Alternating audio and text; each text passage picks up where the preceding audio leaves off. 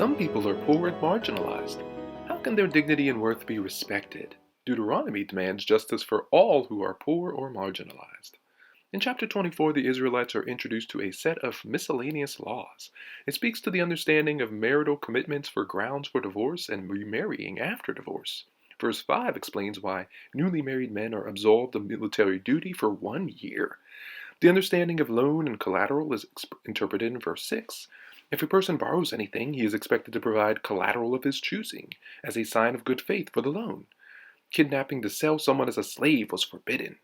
Verses 8 and 9 are not laws, but reminders of the priestly directives on how to deal with those who have leprosy. This assortment of laws for the Israelites is presented in concert with previous laws, framing a clear expectation of how to govern themselves.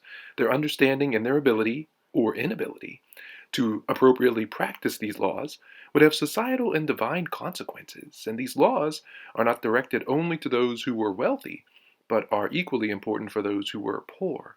The remaining portion of chapter 24 is fixed on the dignity of the poor.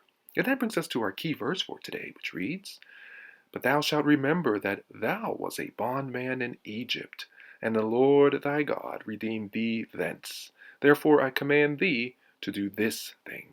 Deuteronomy chapter 24, verse 18. The theme of loans and collateral, initially sketched in verse 6, resurfaces in more detail in verse 10. Most often, debtors are viewed as being at the disadvantage of the loaner. Although in debt, the debtor should not lose their dignity or self-respect. The loaner oppressing the debtor or ignoring the debtor's family's needs is outlawed. God cares just as much for the well-being of the debtor as he cares for the creditors. Each person, regardless of status, is viewed equally in the sight of God. The loaner's job was not to intimidate or humiliate because someone owed a debt. As a symbol of good faith, the debtor was to initiate their repayment methods. Conversely, the loaner could not dictate what was to be used as collateral or payment. Further, he was not permitted to enter the debtor's home to demand his preferred method of payment. If the only thing the debtor could afford to render were his sleeping clothes, then that would be deemed an acceptable term of payment. However, those who were to be returned to the debtor by evening. The same courtesy is not to be given to workers who live hand to mouth. They can't wait overnight to receive their day's wages, so the employer must not force them to do so. This was all enveloped with respect.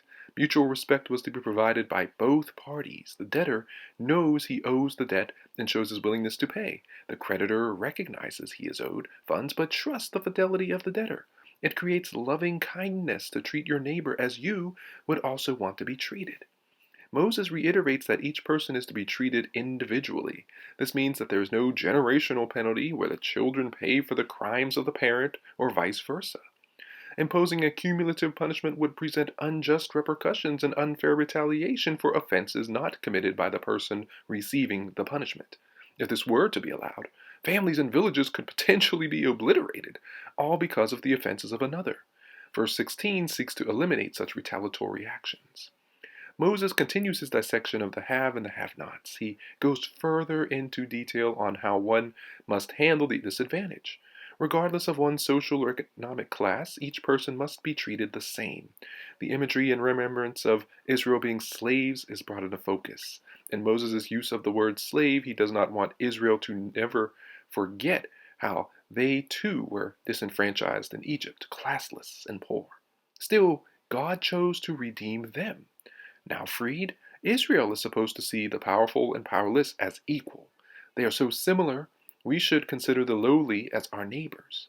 Taking care of your neighbors is something we should all do, especially the privileged.